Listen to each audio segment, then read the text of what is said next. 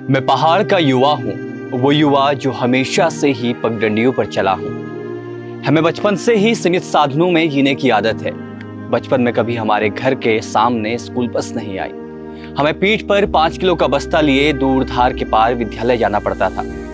हमारा जीवन कुछ इस प्रकार सीमित है कि पढ़ने के लिए गांव का इंटर कॉलेज और 12वीं के बाद फौज के अलावा शायद हमारे पास कोई दूसरा ऑप्शन हो। फिर भी हम दुखी नहीं हैं। हमें जितना मिला हम उतने में खुश रहे। ये नहीं कि हम ख्वाब नहीं देखते, ख्वाब देखते हैं। सपने हमारे भी बड़े हैं और सुनहरे भी हैं, लेकिन हमारे ख्वाबों की परिसीमा उसी दिन सिमट कर रह जाती है जिस दिन हमें पता चलता है कि 11वीं और 12वीं में हमें भौतिक विज्ञान के शिक्षक रसायन विज्ञान और गणित का ज्ञान भी देंगे। जी हाँ, फिर भी हम में से कुछ साथी ऐसे हैं जो इस सीमित शिक्षा में, सीमित संसाधनों में पूरा ज्ञान पा लेते हैं। इस भौतिकवादी युग में आज भी हम अपने इच्छित सपनों को मार पहाड़ की उस परंपरा को जीवित रखते हैं जिस परंपरा के तहत पहाड़ के हर घर से किसी न किसी का फौज में जाना सुनिश्चित होता है। शहरों में युवाओं के पास जीवन यापन करने के बहुत सारे साधन हैं। अच्छी शिक्षा है, अच्छी शिक्षा को पाने के लिए अच्छे स्कूल्स कॉलेजेस हैं। पर मैंने कहा ना कि हमारे पास सब कुछ सीमित है। एक टीचर 3 विषय। किसी दिन टीचर अगर छुट्टी पर हुए तो सारे क्लास की छुट्टी। किसी दिन अगर उनका पढ़ाने का मन नहीं होता तो उस दिन विद्यालय आना महज 75% उपस्थिति पूर्ण करने का एक जरिया हो जाया करता।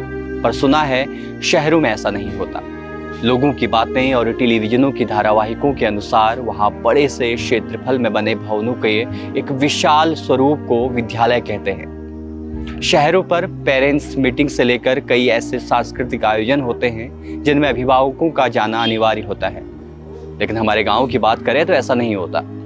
यहाँ तो हमारे अभिभावकों ने हमारा विद्यालय देखा भी नहीं होता है।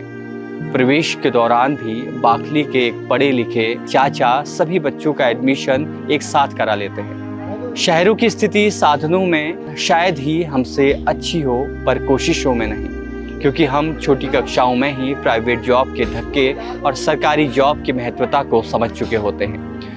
यही कारण है शायद जिस उम्र में लोग देश की परिभाषा को नहीं समझ पाते, उस उम्र में हम देश पर मर मिटने का जुनून पा लेते हैं। ये जुनून हमें किसी पुस्तक या किसी शिक्षण संस्थान से नहीं मिलता, बल्कि जिस पहाड़ की भूमि में हम जन्मे उस मातृभूमि और हमारे उस परिवेश से मिलता है जिस परिवेश में देश के सेवकों यानी जवानों की भरमार होती है। अपनी जिम्मेदारियों को हम बचपन से ही समझ लेते हैं। घर के कामकाज, ईजा का हाथ बटाना हो या खेती बाड़ी में बौजों का साथ देना, हम कभी पीछे नहीं हटे। हमने काम के लिए जिद रखी, ना कि घर वालों के सामने खिलौनों के लिए। हमारी जो ज़रूरतें थी उसे हमने खुद ही पूरा किया। चीड़ के लकड़ी का बल्ला बनाना हो या प्लास्टिक को गलाकर गेंद, खेल के सारे उपकरण हम खुद ही निजात करते थे। लेकिन वर्तमान समय में घर की कमज़ोर माली हालत और सरकार की 4 वर्ष की अग्निपथ योजना हमें जरूर भयभीत कर रही है। दुख इस बात से नहीं है कि 4 साल बाद क्या करेंगे, बल्कि दुख इस बात से है कि उम्र भर देश की सेवा का जो स्वर्णिम सपना देखा था उसका क्या होगा। शायद योजना देश के पक्ष में होगी, विपक्ष में तो हमारे भी नहीं है। लेकिन सपने के मरने का दुख होता ही है। हाँ, हर दुख की तरह समय के साथ साथ दुख भी चला जाएगा। अच्छा ही है 4 साल बाद देश सेवा से लौट उसी पहाड़ में जीवन व्यतीत करेंगे जिस पहाड़ में सुनहरा बचपन गुजरा था।